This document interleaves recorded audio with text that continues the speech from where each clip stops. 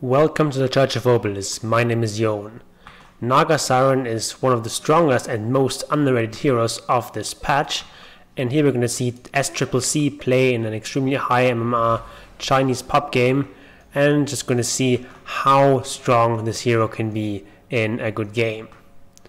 So he immediately is going to go and contest the runes here, sending the main hero and one illusion up here. He actually gets the rune.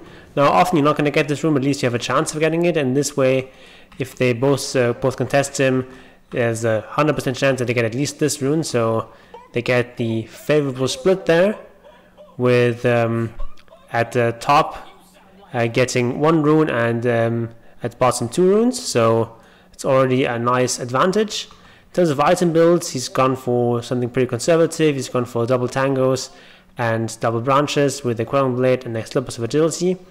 So in the previous patch you often just got a single tango, but now that consumables slow down the courier, you want to get probably 2 tangos at the start, and then just have these branches which you can eat or make into a wand if needed.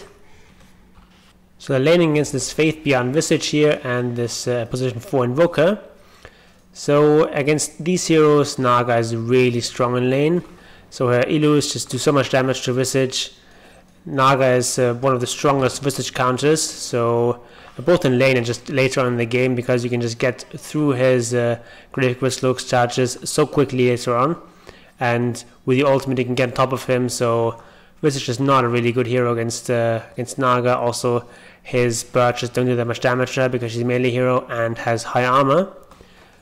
And Invoker can be a bit of a problem later on in the game with all his AoE spells, but in general this is a pretty good Naga game here. As you can see, he's just always using these illusions to bully the enemy heroes. Now these illusions of course give gold and experience when you kill them, but in the laning stage that is very negligible. They give 2 gold and 2 experience per level, so these level 2 illusions give 4 gold and experience each, which is absolutely nothing. So don't worry at all about feeding those illusions, it doesn't matter. Only later on you have to be a bit careful about that. But if you just can get some damage done, this is very much worth it. And you don't really have anything to spend your mana on at the start anyway, because you don't want to put points in Ensnare. That would slow down your farm, so you just put points in the Mirror Image and then into Riptide, and that's just the 2 abilities you max out first. Those are the abilities that allow you to farm, and against these heroes they're also actually quite strong in lane. Because Naga is not very easy to harass. She has so much armor, so much HP regen, that this Invoker and Visage lane it doesn't really do too much against them. Lich on the other hand is definitely very killable. He's not that tanky and has to sort of run here, but that last Frost Blast here was his undoing. He could have just run here and would have probably been fine, but as it is, he dies, so they get a kill with Naga Siren, feed the Lich instead. That's probably still a good trade. So he's just getting 2 Wraith Bands. That is pretty standard. Wraith Bands were nerfed slightly for these kind of illusion heroes that really want the stats, because the armor doesn't count for illusions, but still Wraith Bands are very efficient item still. So because this lane went so poorly for Visage, they have now changed the lanes. Visage is now in the mid lane, where he can do reasonably well against Death Prophet. Doom on the other hand not that strong against Death Prophet, so it makes a lot of sense to change these lanes here. So Naga Siren against Doom, you're still fine as long as he doesn't have Doom yet. Then if he finds your main hero, it could be a bit of a problem. But currently Doom just can't really contest you because he has no armor, and you just do too much damage here. So the way you usually want to control your Naga and your illusions at the start is you want to have a control group for your hero and 1 illusion, and then another control group for the other 2 illusions. That's a very good setup for farming, because like 2 illusions are enough to clear most camps at the start, and just 1 illusion on her own just doesn't do that much, but 2 of them are really strong farming combination, and then you just have 1 illusion with the hero to tank camps and help up the damage output. That's a very good setup. It's around 7:30 now, so at this stage you typically around this time you want to leave the safe lane, and she's still using some illusions to push out this lane while he's now jungling in the main jungle.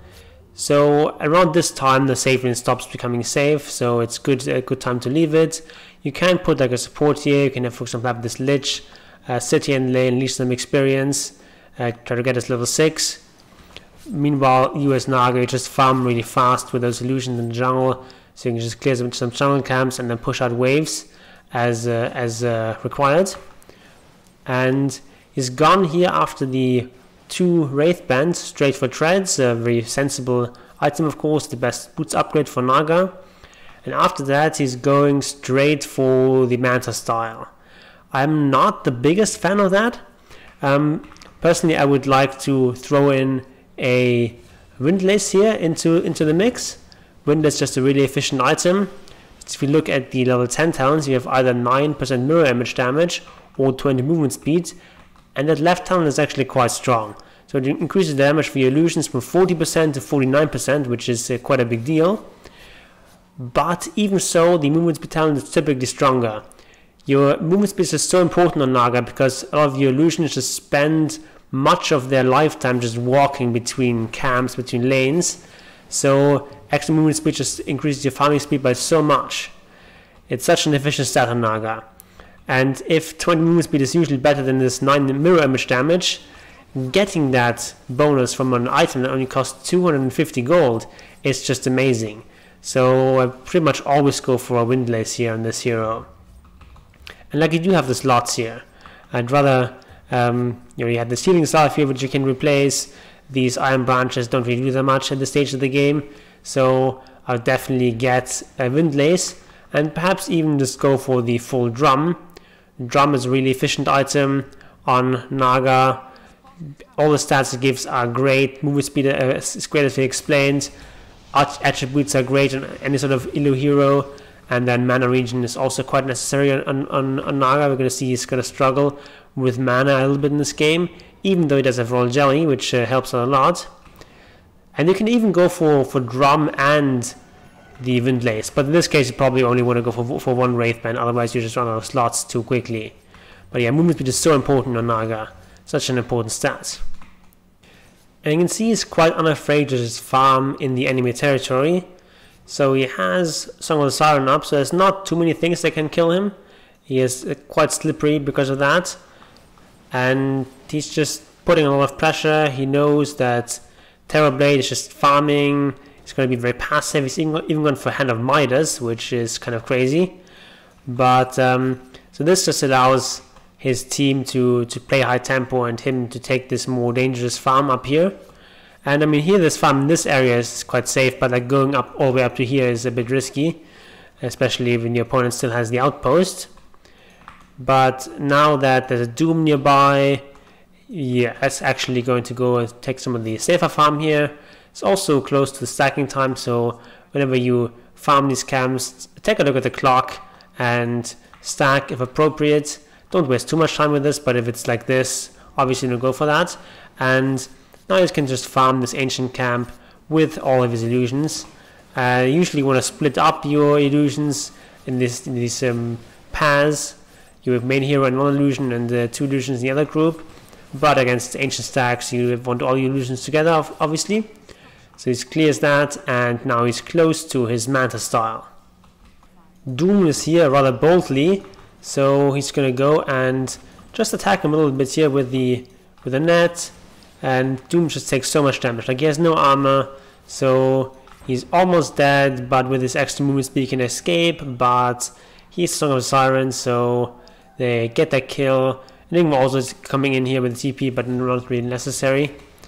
But yeah, like, this is a good way of just catching people, and it's a nice little kill. He's about to cast Mirror Image here, and let's see why he does it. He does Intreads here, then he casts it, and then he's actually has these Naga Siren Illus on anti-treads. How do you do that? The way you do it is you cast it on int, and then immediately you would click the treads so they turn into agi. And if you do it fast enough, this results in you casting on int, so spending less mana, but still getting the agi Nagas that do more damage and have more attack speed. runes are coming up, so Naga decides to rather boldly attack here, even though he is alone. And they actually use the ultimate here, Will-O-Wisp, and don't even get him. So that is rather unfortunate for them. And yeah, so I mean, this move is not supposed to work. It's contesting here 1 versus 3, but it does in this case. The enemy is just screwing up a little bit here. And you can see he's always chugging these clarity potions. You need a lot of mana on Naga. This mana helps you cast your Manta style illusions constantly. If you use your mirror image and Manta style constantly, this costs a lot of mana. You also want to have an extra control group for your Manta style illusions. So you have like control 1 for your main hero and 1 illusion, control 2 for your other 2 illusions, and then 3 for your Manta illusions, and then possibly extra control groups for things like Illurune illusions or the neutral illusion item, whatever that's called. And you know, he's not really doing anything particularly special here. He's just farming the map, he's being efficient, and pretty much the entire net worth lead that they have here is mostly him. Like, he's very far ahead of the enemy Terrorblades. He is, you know, 3.5k ahead of him, even though he's gone for a Midas. And that's the primary reason they're just doing so well in this game. And yeah, he's just farming the waves, taking dangerous farm with his illusions mostly. You can see he's just continuous pushing here with the illusions, while his main hero takes the safer farm here, farming towards the triangle. He could actually send his illusions forward and farm this creep if that would give him more farm. Illusions don't do that much tower damage, but yeah, still get some tower damage here, and meanwhile he's farming safely, and his team are just doing well and creating space for him as it should be. And meanwhile he's always just using these clarities. Clarities are so important. And all of his farming generally avoids using his TP so that he has TP available to join his team if necessary. You don't want to AFK farm. You want to farm very fast, but you also want to be ready to join your team if needed. That is so important as a carry. I see a lot of people in lower MMR pubs just wasting their TP, just like they die and then they TP to some sort of tier 2 tower or something. Just don't do that. Keep your TP unless it's like if there's like a huge wave coming in here, then fine, but most of the time you're going to keep your TP and have it ready to be able to fight with your team. And this way you can farm a lot without abandoning your team.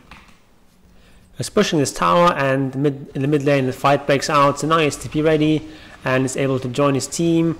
He can use the Song of the Siren if necessary, but the fight is going well anyway with the BKB Death Prophet coming in here with her ultimate, so the enemy has to flee, and he's going to try to use the song to catch them, but doesn't really catch anyone. But that's a pretty long range, so oftentimes just a good way of chasing people, but doesn't work out here. But still, they got 2 kills for 1, and they're still chasing. In the meantime, he's just pushing in this wave, his catapult wave here, and this is quite safe. There's a Doom available, yes, but like Doom and Invoker on their own can't really kill him at this point. So we're just gonna take down this tier 2 tower.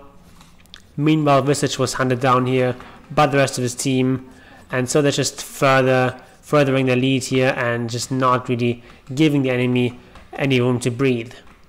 So now it's 20 winners in 40 seconds, and he has Treads, Manta, Diffu, and IF Skadi. Incredibly powerful combination of items. He has so many stats. Like, look at him, he has 37 armor. And so there's just nothing that the enemy can do at this point. If you're this far ahead in the farm, you can just end games so quickly. And I mean, it doesn't matter that he has a Midas here, you just out-farm him anyway. Naga just farms so quickly, and especially in this patch with the extra 10 movement speed, it's just so important to have extra movement speed, so that's a very big buff, and that's the main reason why Naga is so strong in this patch. It's already decent before, but now with the extra buff here, also a shorter cast point on Ensnare, which helps a lot. So Naga just really strong right now, and now with the Aegis too, they can just go and charge up the high ground, and it's very difficult for the enemy to stop them. So in this fight is a bit awkward here with the Doom, but now you can just break it up and just go after this Terrorblade. And Terrorblade is actually quite vulnerable to Naga, because he has very high armor, but that doesn't help you against all the magic damage coming out of Riptide. So he just explodes here, especially against this many illusions and this incredibly farmed Naga. And yeah, then they can just go on the high ground and take this tower, hopefully. So we just want to be in the front here. You have the Aegis, so you don't have any sort of fear. And just hit the tower. Illusions don't do that much tower damage, but if there's a lot of them, they do a lot still. So they can just take down the melee racks, and yeah, the enemy team are kind of giving up at this point. So this is pretty much going to be the end of the game. So Naga is a really strong hero in this current patch. One of the strongest carries and one of the most underrated heroes. Definitely give her a try. And if you want to see some other strong carry heroes of this patch, click on the videos on the screen. And if you're new to the channel, if you haven't subscribed already, do that. Hit the bell notification as well. And all is willing, I'll see you next time.